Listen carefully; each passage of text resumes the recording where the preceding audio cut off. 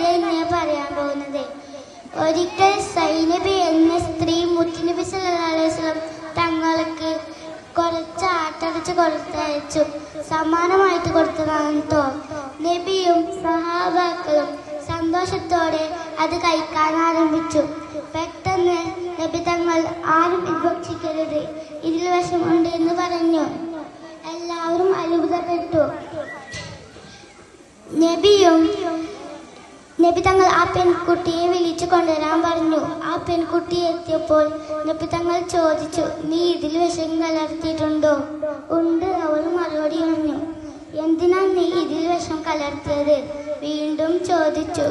താങ്കൾ യഥാർത്ഥ പ്രവാചകനാണെങ്കിൽ ഇതിൽ വിഷമുള്ളത് താങ്കൾ അതും അറിയും. അത് പരീക്ഷിക്കാനാ ഞാൻ ഇതിൽ വിഷം കലർത്തിയത്.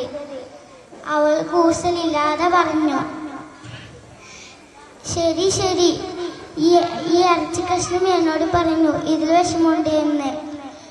അതുകൊണ്ട് നീ ഇപ്പോൾ പോയിക്കോ. നബി തങ്ങൾ അവൾക്ക് മാപ്പ് കൊടുത്ത് പറഞ്ഞയച്ചു.